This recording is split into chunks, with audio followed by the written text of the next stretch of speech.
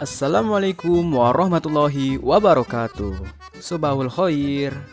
Bagaimana nih kabarnya anandaku semua? Semoga kita selalu sehat walafiat dan dijauhkan oleh Allah Subhanahu wa taala dari berbagai macam penyakit dan mara bahaya apapun. Amin. Bagaimana, sudah siap untuk mengikuti pelajaran pada pagi hari ini? Semoga ananda sudah mandi, sudah sholat duha, dan juga sudah murojaah ayat suci Al-Quran ya. Oke. Pada pertemuan minggu yang lalu, kita sudah belajar tentang keteladanan Nabi Yunus alaihissalam. Dari kisah Nabi Yunus, kita dapat mengambil hikmah, yaitu kita tidak boleh berputus asa atas segala cobaan yang Allah berikan kepada kita. Kita harus senantiasa kuat dalam menghadapi ujian tersebut, karena setiap ujian pasti ada hikmahnya.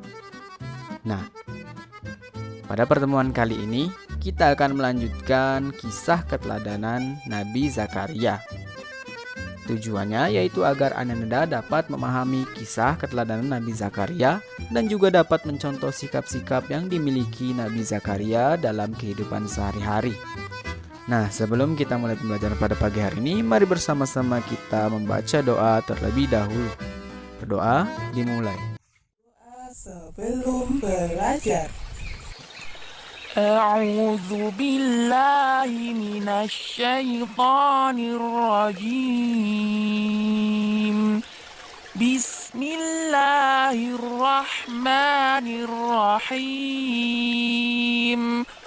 رضيت بالله ربا وبالإسلام دينا وبمحمد نبيا ورسولا رب زدني علما وارزقني فهما آمين يا رب العالمين.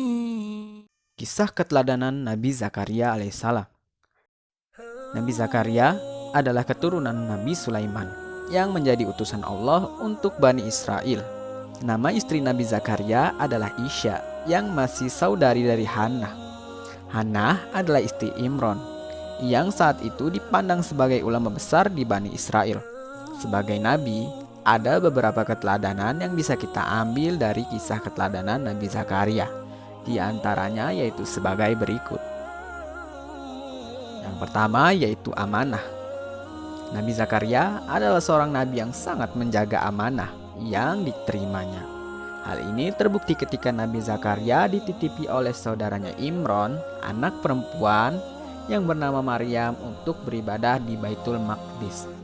Sebelum lahirnya Maryam, orang tua Maryam yaitu Imron dan Hannah bernazar jika mereka memiliki keturunan, maka mereka akan membawanya ke Baitul Maqdis agar beribadah dengan tekun kepada Allah Subhanahu wa taala.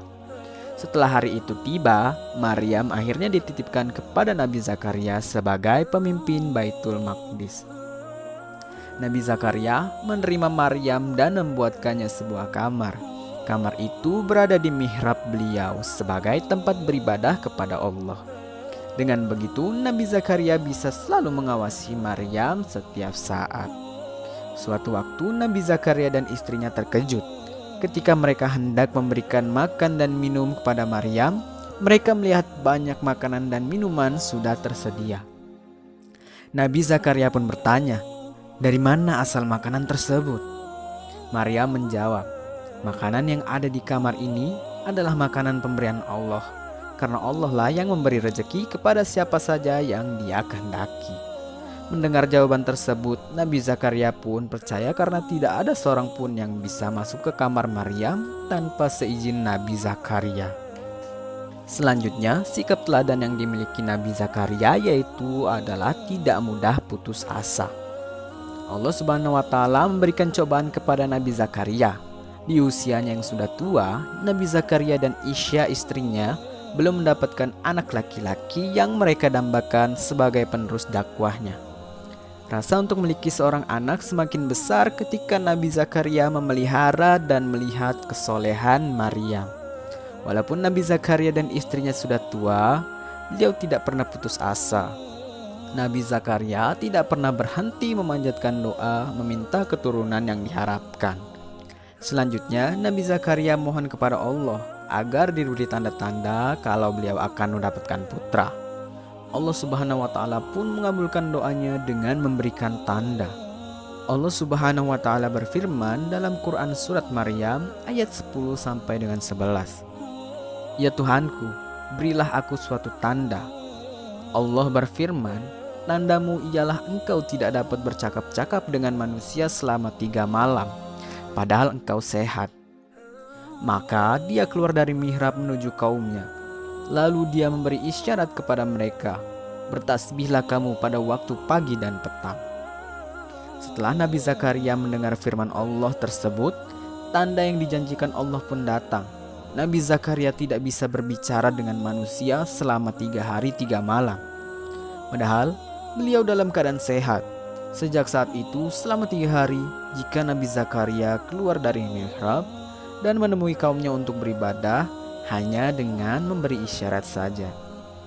Setelah tanda-tanda tersebut muncul, Nabi Zakaria pun yakin bahwa Allah akan mempermudah proses hamil sampai bersalin istrinya. Karena jika melihat keadaan istri Nabi Zakaria yang sudah tua, istrinya akan kesulitan dan berbahaya jika harus melahirkan di usianya yang sudah tua.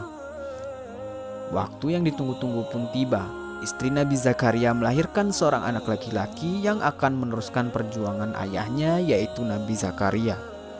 Anak laki-laki itu diberi nama Yahya sebagaimana yang Allah firmankan, yang artinya hidup.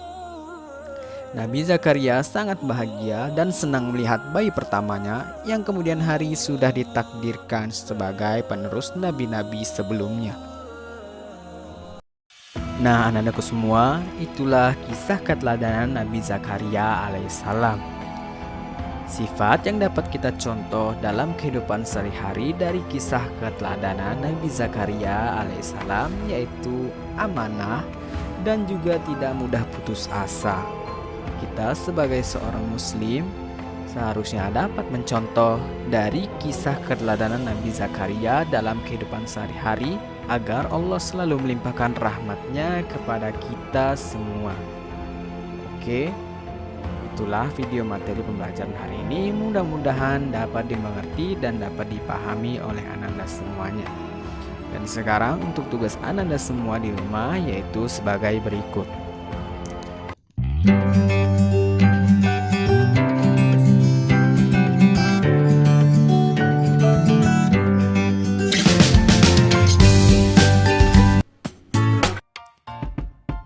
Oke, itulah materi pembelajaran kita pada pertemuan kali ini. Semoga dapat bermanfaat dan Ananda dapat memahami materi tersebut. Tetap jaga kesehatan dan sampai jumpa di pertemuan selanjutnya.